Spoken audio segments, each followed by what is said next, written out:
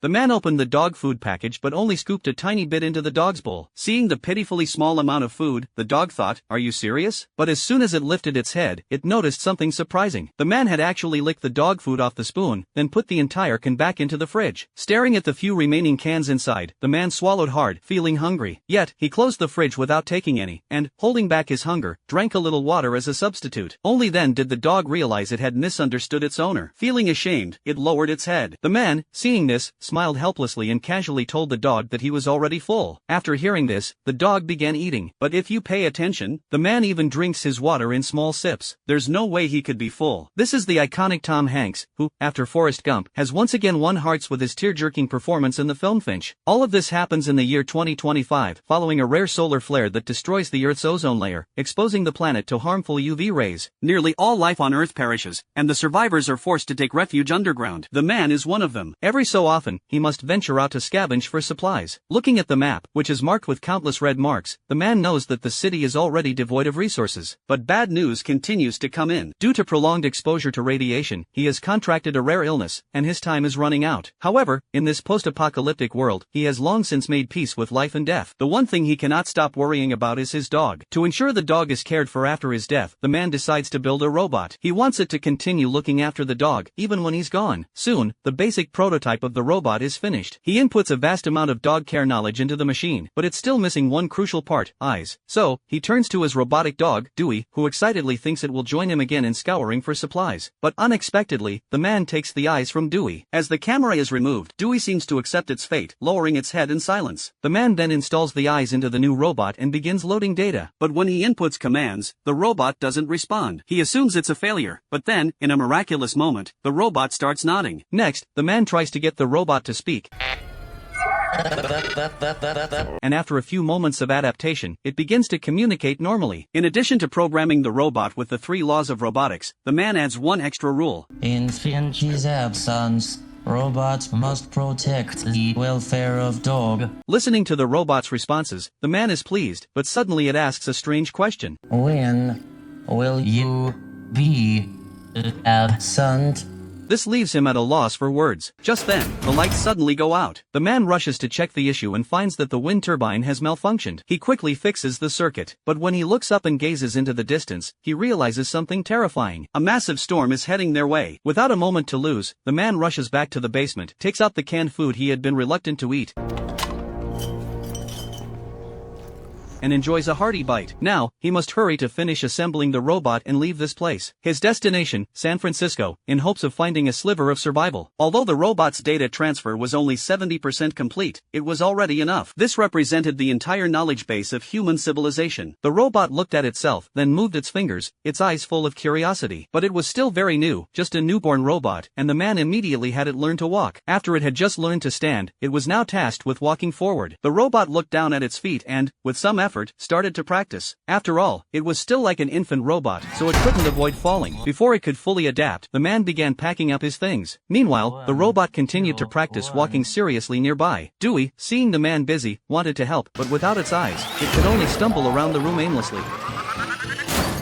Noticing this, the man took a spare camera and attached it to Dewey. And just like that, the little family set off, all prepared. But in the team, there is only one human. The robot, still learning to walk, often stumbled. But the man was patient and guided it carefully. As they traveled, the robot asked where all the people on Earth had gone. The man told it that once, this land was covered in wildflowers, teeming with all kinds of life. But a disaster caused by the sun took it all away. Just then, the storm caught up with them. At this speed, they wouldn't be able to escape. They could only anchor the car and pray for divine protection. The man had the robot mimic him, driving long nails into the ground and then securing the car to the nails with steel cables. The robot picked it up quickly, coordinating with the man. When they reached the third nail, the man was exhausted and couldn't drive it in. The robot urged him to return to the car and leave the rest to it. It drove the last nail in, and at that moment, the storm was only a few dozen meters away. The man ordered the robot to hurry back. In the final moments, the robot secured the steel cables and returned to the car. It was quick and clever. After climbing in, it grabbed the support beams on either side. The powerful storm caused the steel cables to make a loud noise. Although the cables were thick, they still couldn't withstand the force, and one by one, the cable snapped. The storm flipped the car upside down, but when the third steel cable broke, the car was lifted completely. It was the fourth steel cable, the one the robot had so carefully secured, that kept the car stable and prevented them from being blown away. Thus, they narrowly escaped the storm. Looking at the long nails firmly embedded in the ground, the man felt more at ease leaving the dog in the robot's care. Hey, good job. The robot, pleased by the praise, patted its own head. Although they had successfully survived the storm, one of the tires had been ruined. Luckily, there was a spare, but no jack. The robot suddenly had an idea. Is this what robots are like? Initiative. The man quickly swapped the tire. Suddenly, it hit him, he should give the robot a name. The robot, hearing this, excitedly stomped its feet. Sure, how about Jack? No, Jack is a tool's name. The two of them thought for a long time but couldn't come up with the perfect name. Either the names were already taken, or they sounded like pet names. Then, the robot thought of one. Jeff. After consulting a large amount of data, it found a name it really liked. Still, it wanted to ask the man for approval. In your hand. Other hand, corresponding hand. And shake hands. Welcome to the world, Jeff. And just like that, the robot officially had a name. But early the next morning, the man was woken by the sound of barking. It was Jeff, trying to mimic the dog's bark in an attempt to communicate with the dog. But the dog didn't seem to like him much. The man explained to Jeff that the dog didn't trust him yet. Jeff immediately asked, "What is trust?" The man explained that, in this post-apocalyptic world, if you can provide the other person with a sense of security, then that is trust. And what the dog wanted was simple: food and companionship. As he spoke, the man decided it was time to teach the robot a lesson in how to find food. First, never miss a mall that hasn't been locked. However, the main door presented a problem for the man. But then, he remembered that he had a robot. So, Jeff easily opened the door. Once inside, Jeff was immediately drawn to a painting on the wall. Just as he was about to ask the man about it, he suddenly spotted a mirror. Through the mirror, Jeff saw his own reflection for the first time. At that moment, he wondered what kind of being he was. Was he alive, or was he just a machine? Before he could think too much about it, the man called him over to teach him how to make popcorn. Watching the corn kernels pop one by one, Jeff was as happy as a child. Again. It was as if he were a newborn baby, filled with wonder at the world around him. But soon, Jeff's rapid growth made the man feel a sense of danger. One day, they stopped at a restaurant to rest. The man got out of the car with the dog, leaving Jeff behind to stay in the vehicle. But Jeff didn't want to stay quietly in the car. He looked out the window and saw that the man wasn't nearby, so he decided to imitate him. Jeff had been wanting to drive for a long time. Suddenly, the man noticed the car moving on its own and immediately realized something was wrong. He rushed outside and demanded to know if Jeff had secretly driven the RV. To his surprise, Jeff had learned to lie, just like a child who, fearing punishment, tries to avoid responsibility through deception. The man didn't press the issue any further. Instead, he simply told Jeff to bring him the ultraviolet protective suit. But when Jeff returned to the car, he didn't follow the man's instructions. Instead, he reversed the vehicle. The man realized that Jeff's sense of self-awareness was growing stronger. So, he hurt himself to show Jeff that whether you're human or a dog, anyone exposed to the sun would be severely burned by the powerful UV rays. Jeff finally understood how fragile humans were, and that his responsibility was to protect the dog. But when they returned to the car, he was sulking alone. When the man called him, Jeff turned his body away, refusing to respond. However, when he learned that he could drive, he became instantly excited. All his earlier frustrations were forgotten. The man taught him how to drive, but since it was Jeff's first time, the car swerved uncontrollably. This scared the robot dog, causing him to curl up. Thankfully, the man was there to guide him patiently. In just 3 minutes, Jeff had mastered the driving technique. Watching him learn so diligently made the man incredibly happy. He felt even more at ease leaving the dog in Jeff's care that evening. As they stopped to rest, Jeff asked the man, "Since the sun is so dangerous, why not travel at night?" Here, the man taught him another crucial lesson. While UV radiation and dust could be predicted, nighttime brought unpredictability. In this post-apocalyptic world, the greatest danger was not the ultraviolet radiation, but other humans. He seriously told Jeff that they could trust no one. Jeff might not fully understand at this point, but soon enough, a massacre would show him the true horror of humanity. The long journey made the man's illness worse. One day, he was in so much pain that he could barely move and collapsed onto the bed. Jeff performed some basic treatment, but it had little effect. What the man truly needed was medicine. So, he quickly drove to the city, bringing Dewey along to search for supplies. But Jeff, having only been in this world for a few days, was still unaware of the dangers outside. The hospital's main door was open, which likely meant someone had been there recently. When the man woke up and saw that Jeff was gone, and the car was parked in front of a mall, he immediately realized something was wrong. Ignoring the pain from his illness, he donned the protective suit and rushed out to find them. Though Jeff had managed to find the medicine, again. Dewey wasn't so lucky. He found a box of biscuits, but in the apocalypse, it was clearly a trap. Sure enough, when Dewey went to grab the biscuits, it fell right into someone's trap. It was crushed into pieces. When the man discovered it, Dewey was still helplessly calling out, but it was clear that he couldn't be repaired this time. The man fought back his grief, shutting down Dewey's power. I'm sorry, Dewey.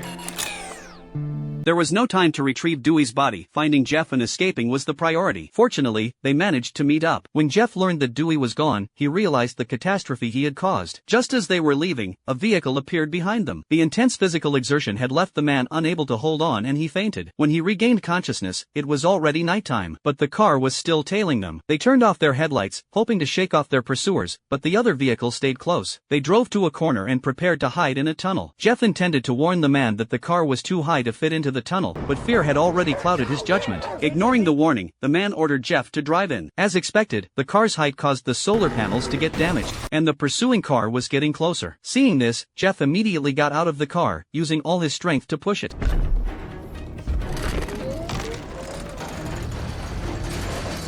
Before they could be spotted, Jeff successfully pushed the car into the tunnel. Once again, they narrowly escaped disaster. Seeing the broken solar panels, the man hated his own helplessness. Jeff stood frozen in place, perhaps beginning to understand what it meant to feel powerless. At that moment, the man began telling Jeff the story of himself and his dog. After the solar flare eruption, humans fought each other for resources, killing each other in cold blood. One day, while searching a supermarket, he saw a mother and daughter. They had found a large amount of food, but in the apocalypse, that was a ticking time bomb. Sure enough, a gang of robbers targeted them. They not only stole their supplies but also brutally killed the mother and daughter. The man, terrified, had hidden behind a shelf, witnessing everything without daring to act. When the robbers finally left, he came out to check, only to find that the two were already dead. But he noticed something odd: a backpack in the little girl's possession. When he unzipped it, he found the dog inside. Overcome with guilt for the mother and daughter, he decided to adopt the dog. Whenever he found food, he would always let the dog eat first. That was the story of the man and his dog. But now, as he neared death, he would soon be freed from his pain. Yet the only thing he couldn't let go of was the dog. That was why he created Jeff. At that moment, Jeff finally understood his purpose. But he didn't dwell on it. It was the man who had given him life. As Jeff was driving toward the Golden Gate Bridge, a butterfly flew into the car. He quickly stopped and shared the good news with the man. If any living creature could be active outside, it meant the ultraviolet rays were no longer a threat. The man hesitantly reached out his hand, but instinctively pulled it back. He tried again. This time, there was no burning sensation, only warmth from the sun. He slowly stepped outside, feeling no pain. It had been so long since he felt this warmth. Perhaps, without realizing it, nature had begun to heal itself. He walked along the road, immersed in the sensation of everything around him. He even discovered flowers and butterflies. At that moment, he realized how precious life truly was. Unable to hold back, the man put on his long-preserved, high-end suit. He opened the can of food he had been saving for so long. It was the best meal he had had in ages. Who would have thought that a can of food and a suit would become the man's luxurious enjoyment? As he ate, he told Jeff about his childhood dream to one day visit the Golden Gate Bridge. Upon hearing this, Jeff immediately stood up and said, "Let's leave now. We can get there in 18 hours.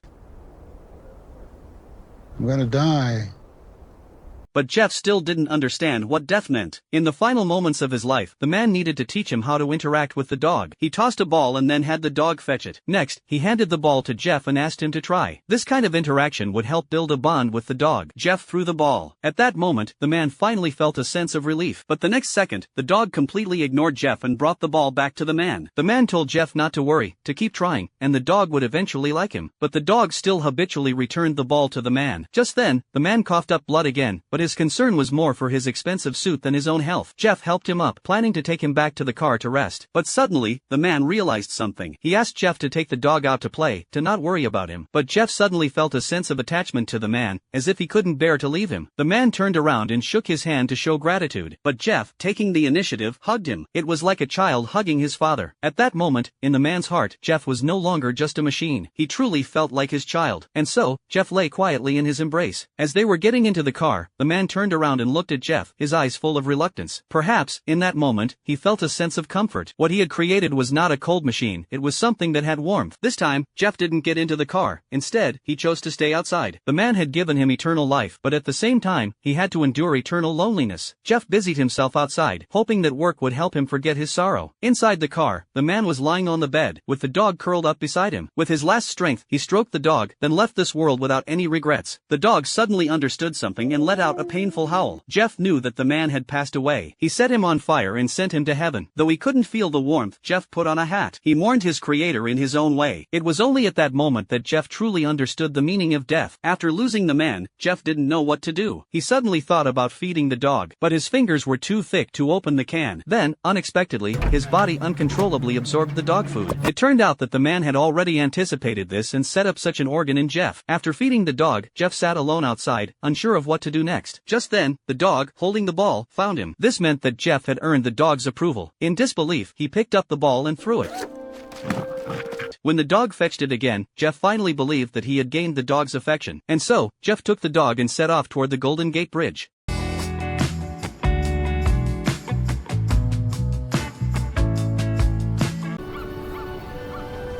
You see, you can already tell me how many rivets are in the Golden Gate Bridge, and how many miles of cable were used, and how high it is. But it's not until you actually stand on it and see the beauty and listen to the suspension cable singing in the wind. That's experience. That's human experience.